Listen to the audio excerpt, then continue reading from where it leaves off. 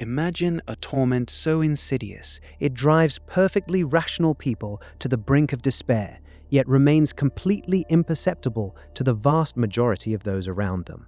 This is the harrowing reality for a select few in Taos, New Mexico, who are relentlessly pursued by an unseen, unheard force, a constant, low-frequency vibration that hums deep beneath the earth. It is not an illusion. Official investigations have confirmed its existence, yet failed to locate its source. Only 2 out of every 100 individuals can detect this maddening acoustic pressure, a chilling fact that begs a profound question about the very nature of our shared reality. In the moments to come, you will uncover the shocking results of the official congressional investigation launched in 1993. We will dissect the documented psychological and physical toll this subterranean drone inflicts upon its victims and explore precisely why science, even with cutting-edge technology, struggles to define the origins of this phenomenon. You will learn the prevailing theories, ranging from classified military experiments to geological anomalies, and understand why each explanation ultimately falls short, leaving us to confront the unsettling possibility that some truths remain stubbornly beyond our grasp. The story of the Taos Hum begins not with a bang, but with a persistent, low thrum, often described as a diesel engine idling nearby, or a distant heavy truck, yet perpetually out of reach. Reports of this phantom sound first emerged consistently in the early 1990s, primarily from residents of Taos, a picturesque town nestled at the foot of the Sangre de Cristo Mountains. Individuals began to report an inexplicable, deep rumble, an omnipresent drone that invaded their homes, their thoughts, their very peace. These were not isolated incidents of individual discomfort. Numerous citizens, independently and without prior knowledge of others' experiences, described precisely the same sensation. The hum was said to be more prominent indoors, especially at night, often intensifying when the environment was otherwise quiet, creating a sinister contrast. Many early sufferers found themselves opening windows, checking appliances, even dismantling their own furnaces, desperate to locate the mundane source they were convinced must exist. Their efforts were always in vain. As the complaints mounted, attracting local media attention, the collective voice of the afflicted grew impossible to ignore. Concerned citizens, desperate for answers and relief, petitioned local authorities. Their pleas eventually reached Washington. This widespread distress culminated in a landmark event, a formal investigation commissioned by the United States Congress in 1993. This was no fringe inquiry. It involved respected scientists, acoustical experts, and medical professionals tasked with definitively identifying the hum's origin and effect. The investigation acknowledged the phenomenon as genuine, despite their inability to pinpoint a conventional source. They recognized the profound impact it had on the lives of those who could hear it, but offered no solace, no solution. This official acknowledgement, while validating for the sufferers, only deepened the mystery, firmly establishing the Taos Hum as a perplexing, documented acoustic anomaly. What then makes this particular mystery so profoundly unsettling, so resistant to resolution? It is the sheer, baffling selectiveness of its perception. This isn't a sound everyone hears and complains about. It is a torment inflicted upon a very specific subset of the population. While 98% of Taos residents carry on their lives oblivious, 2% live in a state of perpetual irritation. This fundamental disparity instantly dismantles any simple explanation involving a universal environmental noise. How can a sound exist, consistently, undeniably, for decades, yet remain hidden from the hearing of so many? Those who hear it describe symptoms far beyond mere annoyance. We are not talking about a mild inconvenience. This is an all-consuming, maddening presence. Witnesses report feeling intense pressure in their ears, a persistent throbbing headache, dizziness, nausea, and even nosebleeds.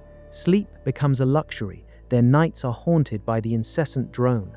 Some report a debilitating sense of fatigue, an inability to concentrate, even symptoms of profound psychological distress, including anxiety, irritability, and depression.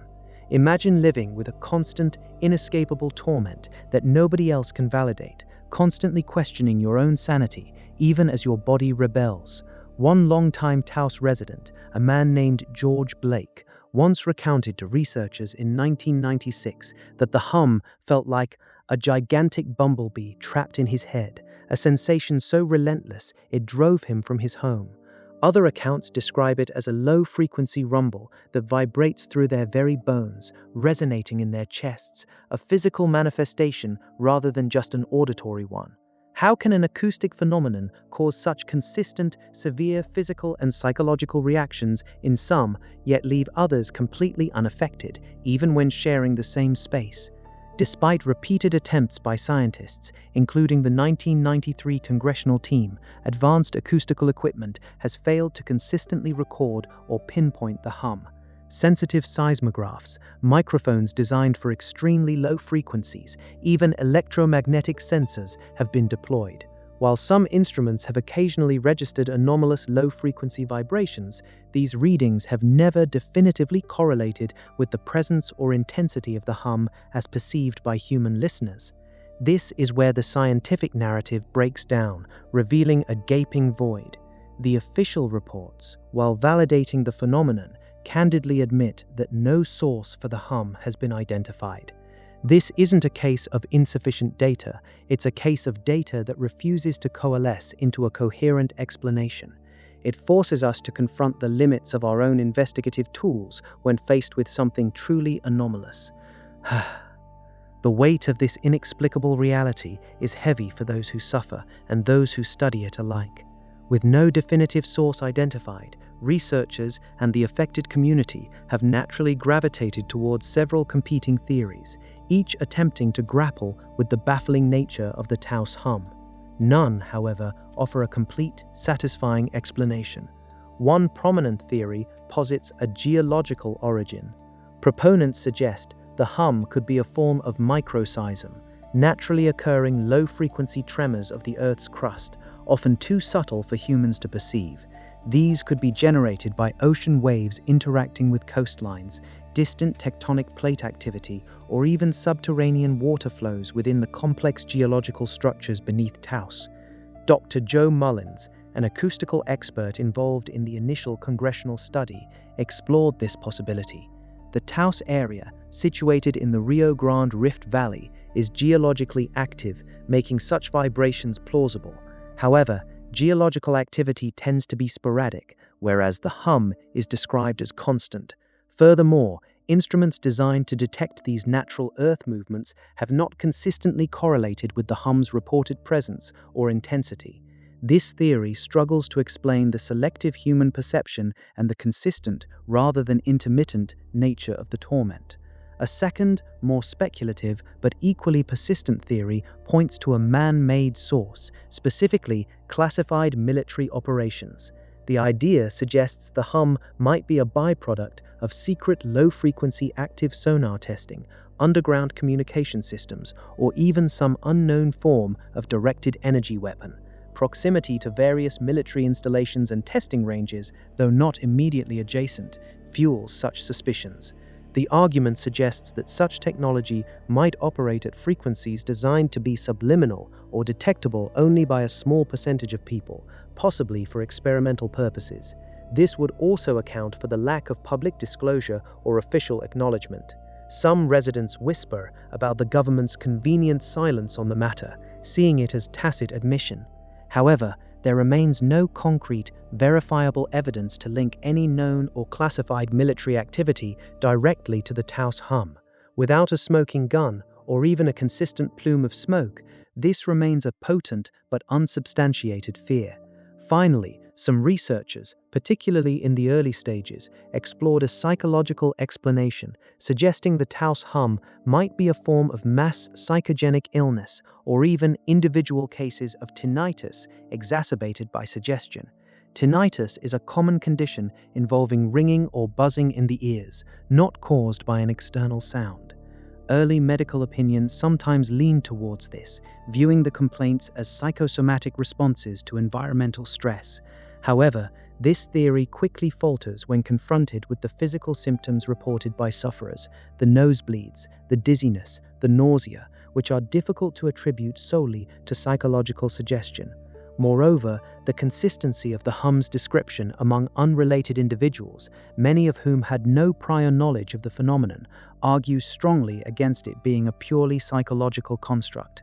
The collective nature of the complaints and their documented physical effects transcend a simple mental attribution. The Taos Hum, therefore, stands as a stark, unsettling testament to the limits of our current understanding. It forces a personal realization.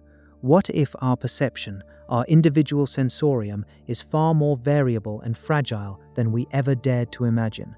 If a documented, physical phenomenon can exist, driving a segment of a population to madness, yet remain utterly invisible and inaudible to the vast majority, what else is happening just beyond the edges of our perception?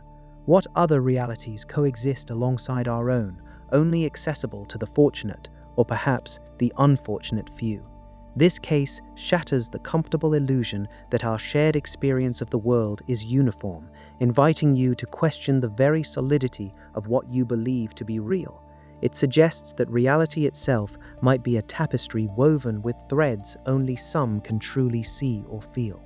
The Taos Hum is not just a strange sound, it is a profound challenge to our understanding of the universe, a documented anomaly that science, for now, cannot solve.